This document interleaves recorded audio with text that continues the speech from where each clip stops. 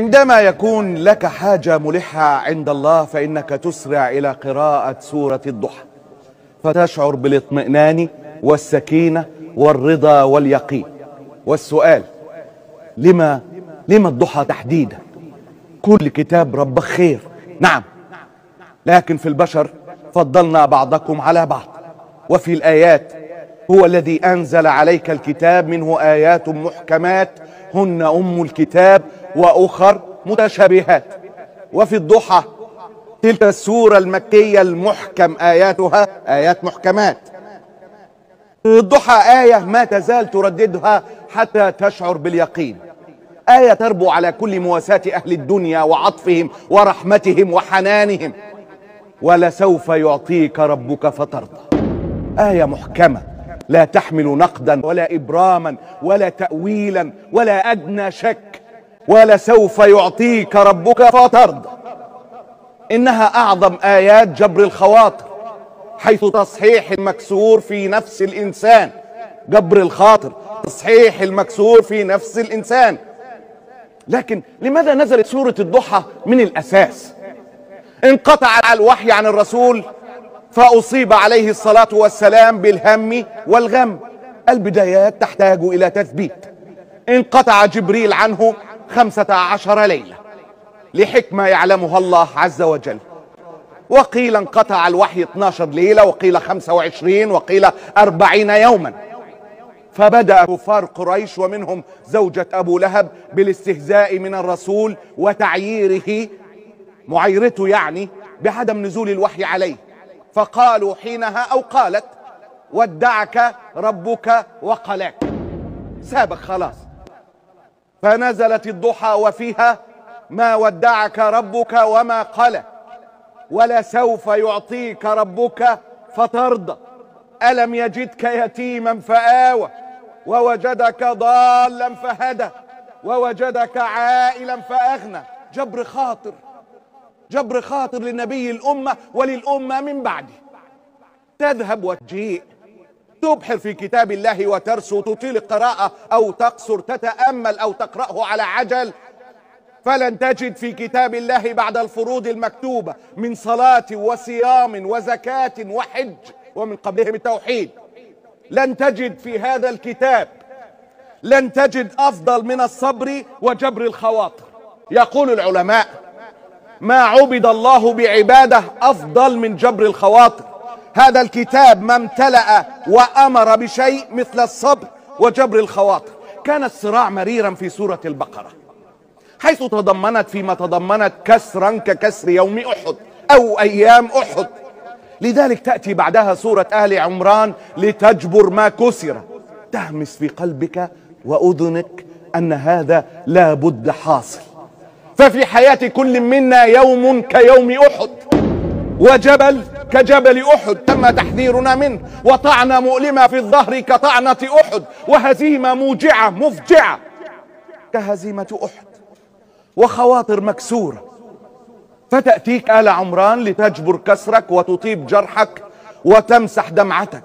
اصبروا وصابروا ورابطوا ولا تهنوا ولا تحزنوا وأنتم الأعلون إن كنتم مؤمنين. جبر خاطر. وإن يمسسكم قرح فقد مس القوم قرح مثله، وتلك الأيام نداولها بين الناس، وليعلم الله الذين آمنوا ويتخذ منكم شهداء والله لا يحب الظالمين. جبر خاطر. الجبر كلمة مأخوذة من أحد أسماء الله الحسنى، الجبار، وهذا الاسم بمعناه الرائع يطمئن القلب ويريح النفس. فهو سبحانه الذي يجبر الفقر بالغنى، والمرض بالصحة، والخيبة والفشل بالتوفيق والأمل، والخوف والحزن بالأمن والاطمئنان. فهو جبار منصف بكثرة جبره لحوائج الخلائق. جبار. لما وضع إخوة يوسف أخيهم يوسف في الجب، أصعب لحظة كانت تمر على حياة الصغير حتى حينها، يعني إخوته مجتمعين يعزمون أمرهم على رميه في الجب. يوسف يتوسل، يستعطف، يسألهم بحق الله، بحق الأخوة، بحق أبوهم النبي. يبكي، يصرخ، لابد أن هذا قد حصل. ولكنهم أصروا.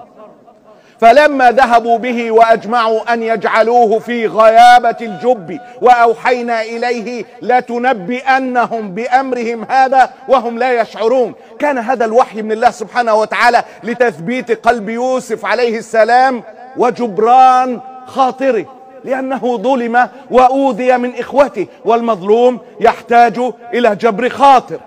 أوحينا إليه لا تخف. ثم كذلك مكنا ليوسف في الأرض ولنعلمه من تأويل الأحاديث والله غالب على أمره ولكن أكثر الناس لا يعلمون. أي جبر خاطر هذا يا ربي؟ أليس غفران الخطايا والذنوب وستر العيوب وجبر النقص والخلل من جبران الخواطر؟ قل لي بالله عليك، كيف تطيب الحياة وأنت تعلم أنه المنتقم دون أن تعلم أنه الغفور الرحيم، أنه المنتقم الجبار لنفوس عباده؟ ربك بعدما جبر خاطر نبيه، نرجع لسورة الضحى، ربك بعدما جبر خاطر نبيه ولسوف يعطيك ربك فترضى، أمره بعدها فورا بجبر خاطر ضعفاء أمته.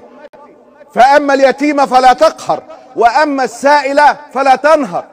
أمره الله بجبر خاطر أبناء الأمة والتي بكى من أجلها سيد الخلق عليه الصلاة والسلام.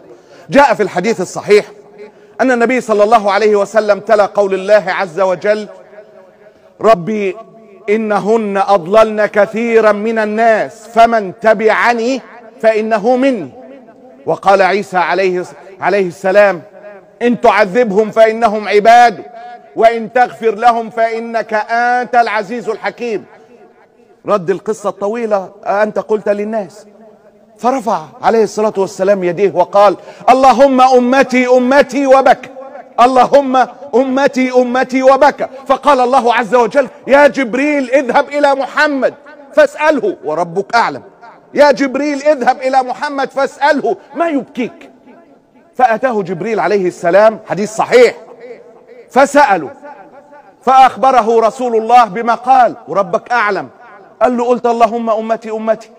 فقال الله: يا جبريل اذهب إلى محمد فقل، اسمع، اذهب إلى محمد فقل يا جبريل اذهب إلى محمد فقل إنا سنرضيك في أمتك ولا نسوءك، سنجبر خاطرك. فما لبث عليه السلام يدعو بين السجدتين حتى قبض بجبران خاطره: اللهم اغفر لي واجبرني وعافني وارزقني واهدني. من سار بين الناس جابرا للخواطر أدركه الله في جوف المخاطر. الله غالب.